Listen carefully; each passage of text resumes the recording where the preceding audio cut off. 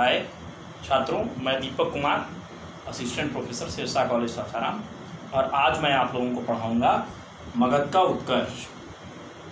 मगध का उत्कर्ष पढ़ाने से पहले मैं आप लोगों को ये बताना चाहता हूँ कि मगध की पृष्ठभूमि कैसी रही और उस पर थोड़ा सा हम चर्चा करेंगे। इससे पहले ई नोट्स के माध्यम से मैंने आप लोगों को बताने की कोशिश की है कि 16 महाजनपद और बुद्धकालीन 10 गणराज्यों में मगध सर्वाधिक शक्तिशाली बन गया।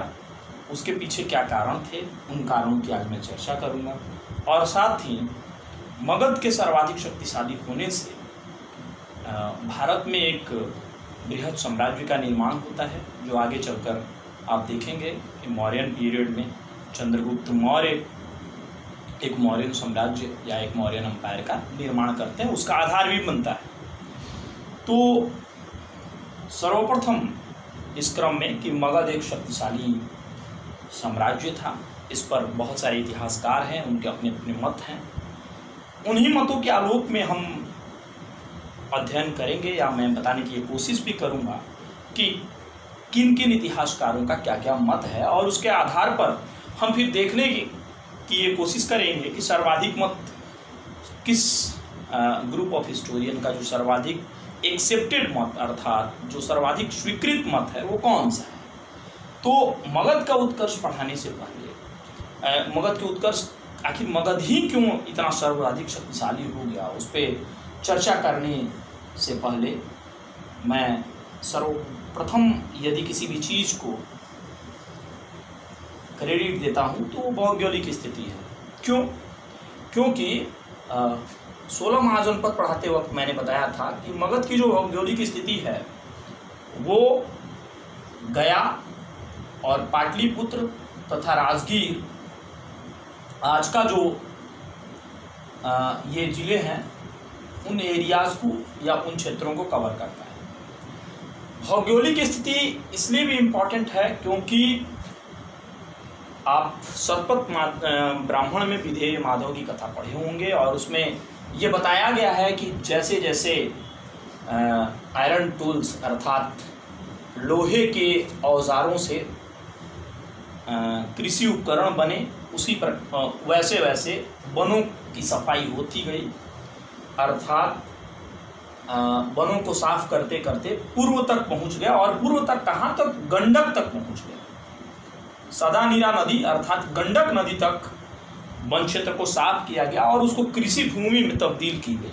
तो ये वो क्षेत्र है, काशी के बाद का जो क्षेत्र है, वाराणसी के बाद का जो क्षेत्र है, वो ये क्षेत्र है कि गंडक तक साफ करते करते आर्यंस पहुंच गए। चूंकि अगर भौगोलिक विस्तार से देखें तो सबसे लास्ट में या सबसे सर्वाधिक बाद में जो उत्तर भारत के और राज्य हैं और एक क्षेत्र हैं जो महाजनपद हैं, वहाँ आर्यन का विस्तार पहले है, पाटलिपुत्र तक या राजगीर तक बाद में है।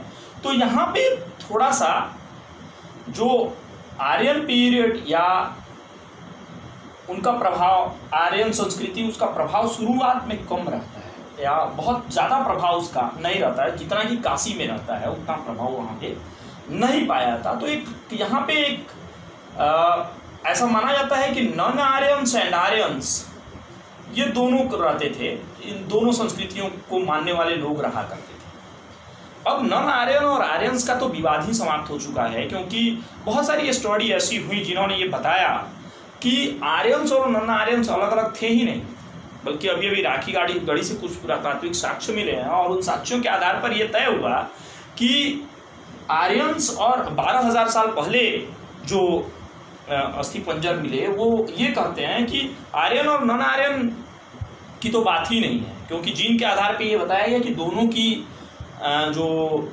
संरचना है, शारीरिक संरचना है, वो एक ही प्रकार की है, और ये विवाद जानबूझकर क्रिएट किया गया। खैर, इससे हमारा लेना देना नहीं है, बहुत बड़ा डिबेट है और उस पर हम जाने की भी कोशिश नहीं करेंगे। लेकिन यहाँ पे कुछ प्रभाव भी कम था। अब गंगा के हिसाब से भी देखें अगर मगध की भौगोलिक स्थिति को, तो मगध मध्य गंगा के क्षेत्र में अवस्थित है। पश्चिमी गंगा का अगर क्षेत्र कहा जाए तो आप काशी इलाहाबाद, कौशाम्बी इत्यादि का क्षेत्र ले सकते हैं, लेकिन आगे पूर्वी क्षेत्र में पश्चिम बंगाल का क्षेत्र आता है, आप उससे परिचित हैं।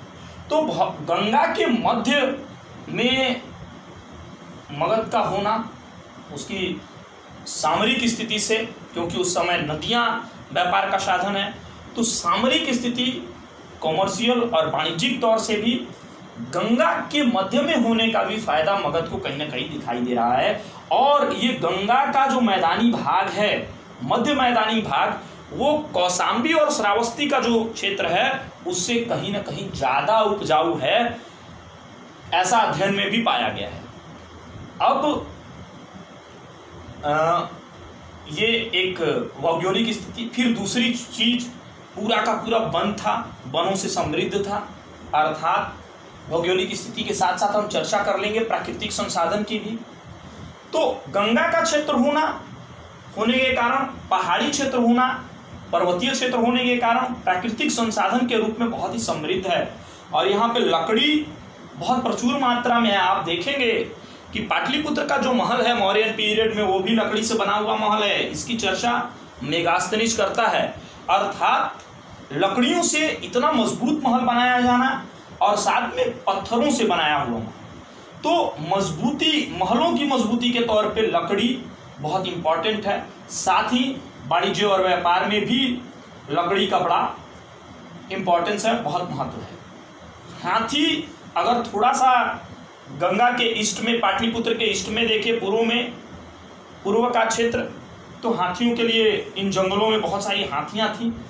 और ये हाथियां रणनीतिक रूप से, अर्थात वारफेयर टेक्निक्स या युद्ध के तकनीक के तौर पे इस्तेमाल हुई, क्योंकि उसके पहले जो 16 महाजनपद या बुद्धकालीन 10 गणराज्य हैं वो घोड़े से परिचित हैं, रथों से परिचित हैं और उसी के माध्यम से युद्ध करना जानते हैं। लेकिन हाथी तक पहुंच सबकी नहीं है, और हाथी तक जब मगध की पहुंच हो जाती है तो हाथी से युद्ध करने का एक फायदा होता है कि हाथी तक बड़ी सुगमता से कोई भी घुड़सवार नहीं पहुंच सकता था, क्योंकि उसकी हाइट काफी ज्यादा होती थी। साथ ही युद्ध में यदि राजा घिरा हुआ है तो हाथी को इस तरीके से प्रशिक्षण दिया जाता था कि हाथी बहुत सारे लोगों को, बहुत सारी सेना को रौंदते हुए भी निकल जाती थी। तो हाथी कहीं ना कहीं एक प्लस पॉइंट बनती है वारफेयर टेक्निक्स में। तो युद्ध के तकनीक में हाथी का बड़ा इंपॉर्टेंस, हाथी की सर्वाधिकता या हाथी की अधिकता होने के कारण इस क्षेत्र में मगध लीड कर रहा है या मगध नेतृत्व कर रहा है। ये भी एक कारण है कि मगध शक्तिशाली बनता है। अब भौगोलिक स्थिति और प्राकृतिक संसाधनों के बाद जो सबसे इंपॉर्टेंट फैक्टर जिस पर दो बड़े इतिहासकारों ने ध्यान हमारा उदित कराने का या ध्यान हमारा आकर्षित कराने का प्रयास किया है, उसमें H.C. राय चौधरी, हेमचंद्र राय चौधरी और R.K. मुखर्जी, ये दोनों इस बात से सहमत हैं, राधा कुमुद मुखर्जी और हेमचंद्र राय चौधरी दोनों इस बात से सहमत हैं कि आर्यन होमलैंड या सप्त सैंधव प्रदेश के बाद जो इंटरनल माइग्रेशन हुआ उससे दूर होने के कारण उतना रिजिडिटी नहीं था सोसाइटी में, और सोसाइटी में रिजिडिटी न होने के कारण यहाँ पे लिबरल अर्थात उदारवादी विचार के लोग पाए जाते थे। और यहाँ पे जरूरी नहीं था कि क्षत्रिय ही राजा हो, ब्राह्मण ही राजा हो, क्योंकि नंद डायनेस्टी में ऐसा देखा गया कि बहुत सारे राजा लोअर कास्ट के भी थे, तो सोशल इक्वालिटी कहीं ना कहीं इस सोसाइटी में विद्यमान था। और ये लोग ये कहते हैं कि सोशल इक्वालिटी के कारण ही, सामाजिक समानता के कारण ही बुद्ध का जन्म या बौद्ध धर्म का जन्म या जैन धर्म का जन्म इन्हीं क्षेत्रों में हुआ, मगध के क्षेत्रों में हुआ। और इस बात से R.K. मुखर्जी भी, राधा कुमुद मुखर्जी भी पूरी तरह से सहमत हैं। और वो कहते हैं कि इन नवीन धार्मिक आंदोलनों के उदय ने इस समाज को एक व्यापक परिप्रेक्ष्य दिया, और इस व्यापक परिप्रेक्ष्य से राजा भी, चूंकि धर्म की सत्ता सार्वभौम हो गई, अर्थात मगध के बाहर भी बुद्ध और जैन धर्म पहुंचा, तो इनके राजा ने भी इस बात को सोचा कि क्यों ना हमारा साम्राज्य विस्तार धर्म के विस्तार के साथ हो, अर्थात जहां जहां हमारा धर्म पहुंच रहा है वहां वहां हमारा साम्राज्य भी विस्तृत हो और एक विस्तृत साम्राज्य का निर्माण हो, ऐसा इन दो इतिहासकारों का मत है। और ये मत बहुत हद तक सही भी जान पड़ता है। और एक बात है, बुद्ध को ज्ञान भी कहाँ मिलता है? गया में। और गया में ज्ञान प्राप्त होने से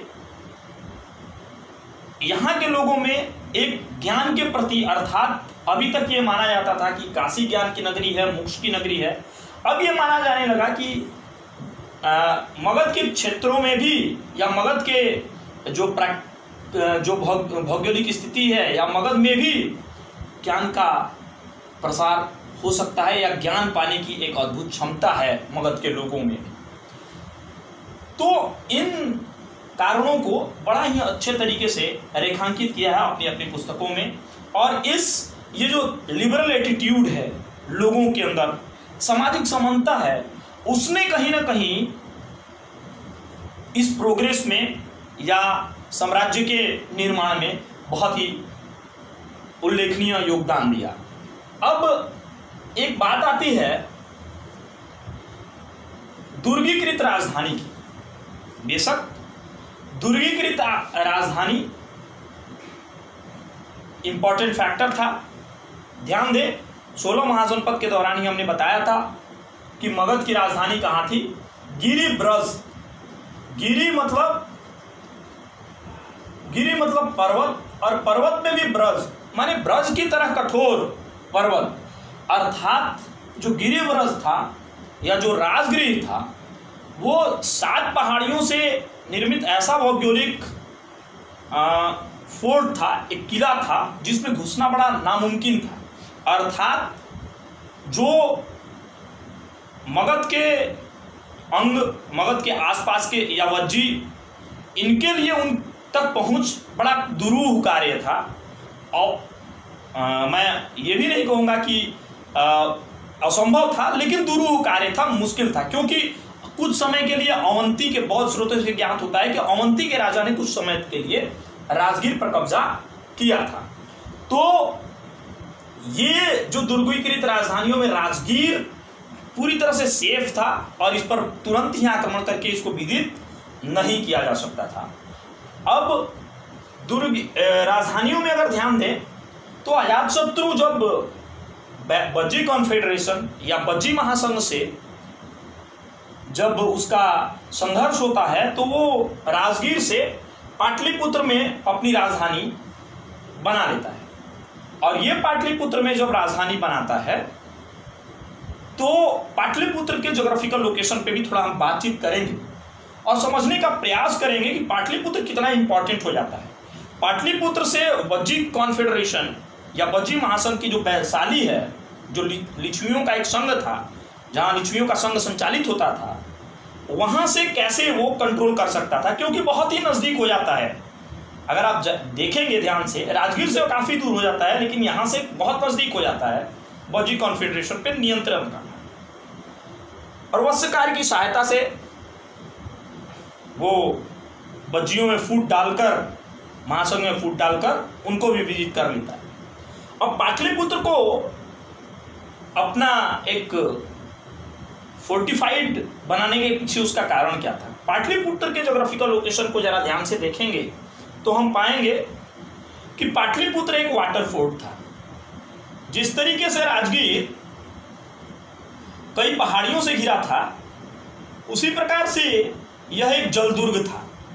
जलदुर्ग कहने का मतलब है कि पाटलिपुत्र अवस्थित था गंगा, सोन नदी और साथ ही गंडक नदी के तट पर।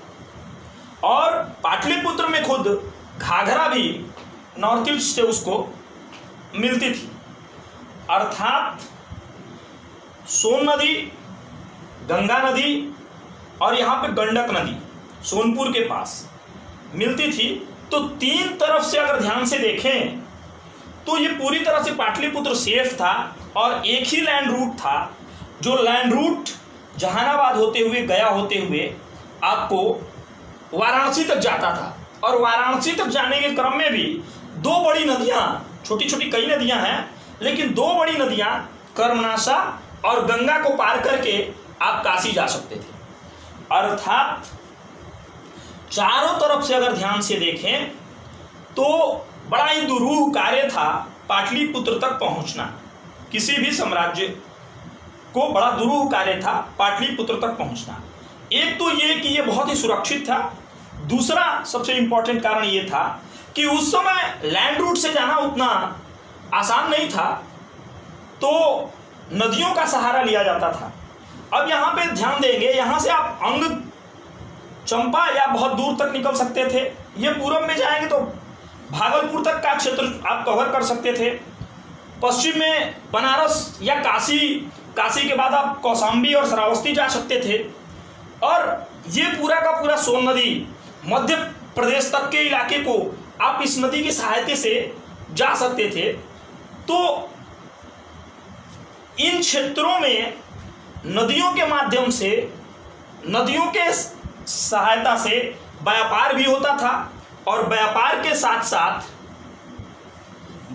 साथ साथ जो सबसे इंपॉर्टेंट फैक्टर है कि सेना बड़ी आसानी से वहां से कई क्षेत्रों पे अपना नियंत्रण कर सकती थी और सेना इन रास्तों से पहुंचकर आसपास के जो छोटे छोटे साम्राज्य थे उनको हराकर खुद मगध साम्राज्य में मिला लेती थी।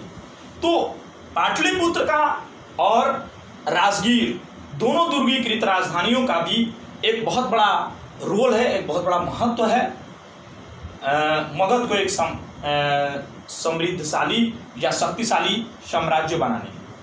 अब एल बैशम की बात करें तो एल बैशम ने इरानियन प्रभाव की बात की है और डॉक्टर एल बैशम का ये मानना है कि बिंबिसार का अगर जो टाइम पीरियड है उससे वो मैच कराते हैं टाइम पीरियड का, तो पश्चिमोत्तर प्रांत में हखामनी वंश के शासक शासन कर रहे हैं एंड वो एक साम्राज्य का निर्माण करने में लगे हुए हैं, अर्थात इरानियन साम्राज्य का निर्माण करने में लगे हुए हैं। और हेरोडोटस के अगर उसके विवरण की बात करें तो वो भी कहता है कि दारा का 20वां प्रांत भारत था। तो इसका कहीं ना कहीं एल बैशम का मानना है कि इफेक्ट था और इसका प्रभाव था कि बिंबिसार भी इससे बहुत हद तक इन्फ्यूज होता है या बहुत हद तक उस माइंडसेट से, उस प्रभाव से, उस साम्राज्यवादी प्रभाव से बिंबिसार भी काम करता है। लेकिन ये पूरी तरह से सही नहीं है। बाद के इतिहासकारों ने ऐसा माना है कि कोई भी उस समय ऐसा साधन नहीं था जो उस इरानियन इफेक्ट के बारे में बिंबिसार को सूचित करता या उसके बारे में बिंबिसार को जानकारी बहुत हद तक थी। अब लौह वयस्कों पर एकाधिकार डीडी कौशाम्बी ने माना और डीडी कौशाम्बी का ये मानना कि लौह वयस्कों पर मगध के शासकों का एकाधिकार था। इसको भी बाद के इतिहासकारों ने ये कहा कि ऐसा नहीं था। लौह वयस्क उज्जैन में थे और उज्जैन में भी थे और भारत के कई और क्षेत्रों में भी लौह वयस्कों का बहुत सारा भंडार था और एकाधिकार भी नहीं था। इनका जो तर्क था वो ये था कि लौह वयस्कों पे एकाधिकार होने के कारण लोहे की सहायता से उन्होंने युद्ध निर्माण या युद्ध के जो सामान होते हैं, युद्ध के जो औजार होते हैं, युद्ध के लिए जो जो चीजें जरूरी होती हैं वो बना लेते थे और इसके कारण इनकी सेना समृद्ध हुई और यही कारण था कि युद्ध में वो विजयी होते थे। लेकिन ये क्लियर, ये स्पष्ट है कि इतिहासकार इस बात को रिजेक्ट कर चुके हैं कि लौह वयस्कों पर एकाधिकार के कारण ही मगध साम्राज्य शक्तिशाली बना। कृषि एवं सैन्य साजो सामान या आर्थिक स्थिति, जो मार्क्सवादी इतिहासकारों का गुट है उसमें डीडी कौशाम्बी भी आते हैं। उनमें आर एस शर्मा जैसे इतिहासकारों ने ये कहने की कोशिश की है या यह बताने की कोशिश की है कि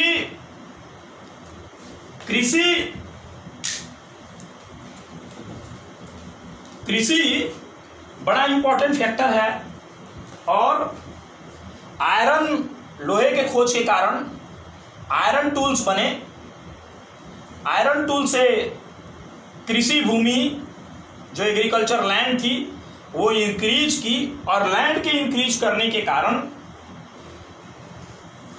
कृषि में समृद्धि आई और इस समृद्धि के कारण आर्थिक स्थिति अच्छी हुई और भाग, बाली और कर जैसे टैक्सेस लगाकर खजाने को भर दिया गया, अर्थात मगध का खजाना भर गया और मगध की आर्थिक स्थिति बहुत मजबूत हुई। और इस आर्थिक स्थिति के मजबूत होने से मगध ने अर्थों का ज़्यादातर खर्च अपने सैन्य साजो सामान पे किया या युद्ध के तकनीक पे किया। और यही कारण है कि सैनिक मजबूत हुए या सैन्य शक्ति मजबूत हुई, जिसके कारण मगध एक शक्तिशाली साम्राज्य बन पाया।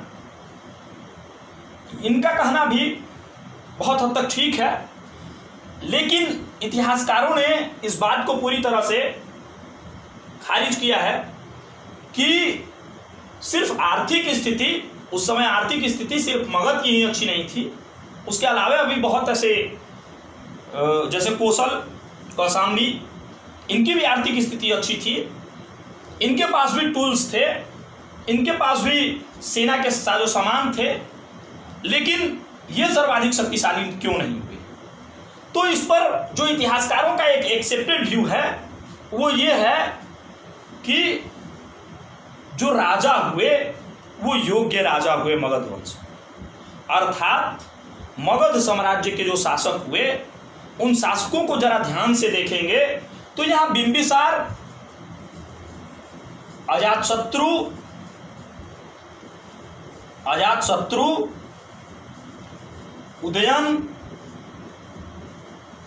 उदयन, शिशुनाग, कालाशोक जैसे शासक हुए। महापद्म नंद जैसा शासक हुआ जिसने एक राज की उपाधि धारण की। तो बिंबिसार ने मैट्रिमोनियल अलायंसेस के अर्थात वैवाहिक संबंध बनाकर, कहा जाता है कि उसके पास 300 रानियां थी, संबंध बनाकर, और साथ साथ अजातशत्रु ने अपने रणनीतिक युद्ध कौशल से, अजातशत्रु ने बज्जी कॉन्फेडरेशन को ही समाप्त नहीं किया बल्कि अंग को, बिंबिसार अंग से वैवाहिक संबंध स्थापित किया था, अजातशत्रु ने वैवाहिक अंग को भी मिला लिया, बज्जी कॉन्फेडरेशन को मिला लिया, काशी को मिला दिया, कौशल के राजा प्रसेनजीत को हरा देता है। इस प्रकार से देखते हैं कि अजातशत्रु एक बड़ा कुशल रणनीतिकार और एक शक्तिशाली राजा था जिसने युद्ध करके, युद्ध कौशल के बल पे उसने युद्ध की रणनीति बनाकर बज्जी कॉन्फेडरेशन में फूट डालकर उन संघों, उन गणों, उन राजतंत्रों पे अपना कब्जा कर लिया। और कब्जा करने के फलस्वरूप जो इसके सक्सेसर हुए, जो इसके उत्तराधिकारी हुए, वो भी योग्य थे। उदयन ने पाटलिपुत्र को तो राजधानी ही बना डाला। और उसके बाद कालाशोक के समय में भी हम देखेंगे, या शिशुनाग के समय में हम देखेंगे कि कई और क्षेत्र मगध साम्राज्य में जोड़े गए। तो इस प्रकार हम देखते हैं कि सिर्फ टूल्स के बल पे किसी भी युद्ध को नहीं जीता जाता, बल्कि टूल्स के साथ साथ वहाँ के सेनापति का कौशल तथा राजा का कौशल भी बहुत इंपॉर्टेंट है। और इस मामले में मगध बहुत ही सौभाग्यशाली था कि उसे अजातशत्रु, बिंबिसार और उदयन जैसे राजा मिले। एक बात और मैं जोड़ना चाहूँगा, ये जो बार बार बात कर रहे थे लौह तकनीक की, ठीक है, लौह तकनीक होने के कारण आर्थिक स्थिति समृद्ध हुई, लेकिन जो सबसे इंपॉर्टेंट चेंज हुआ वो था टेक्निक्स ऑफ वारफेयर में। टेक्निक्स ऑफ वारफेयर अर्थात जो युद्ध की तकनीक थी उसमें बहुत चेंज आ जाता है।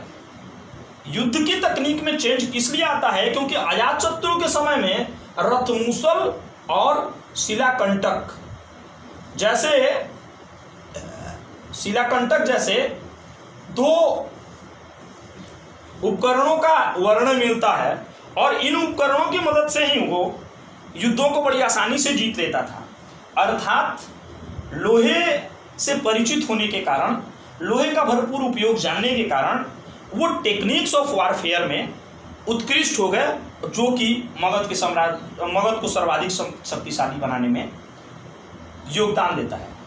इस प्रकार हम देखते हैं कि मगध के शक्तिशाली बनने में किसी एक कारण का बहुत इंपॉर्टेंस नहीं है, बल्कि मगध की भौगोलिक स्थिति ने उसे समृद्ध किया, दुर्गीकृत राजधानियों ने उसे सुरक्षा प्रदान की, नवीन धार्मिक आंदोलनों के उदय से उसमें सामाजिक और सांस्कृतिक रूप से व्यापकता आई और उस व्यापकता के कारण राजा को नैतिक रूप से समर्थन मिला, उसको बल मिला।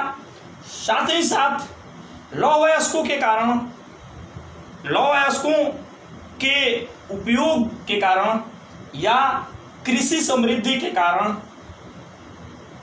व्यापार की समृद्धि के कारण उसकी आर्थिक स्थिति भी मजबूत हुई और इन सब में इन सभी कारकों का बहुत ही बेहतरीन उपयोग मगध के शक्तिशाली शासकों ने, योग्य शासकों ने इन सभी संसाधनों का उपयोग मगध को सर्वाधिक शक्तिशाली बनाने में लगा दिया। और इस प्रकार हम कह सकते हैं कि मगध को सर्वाधिक शक्तिशाली बनाने में जो योगदान उनके शासकों का है उसे कभी भी कमतर करके नहीं आंका जा सकता।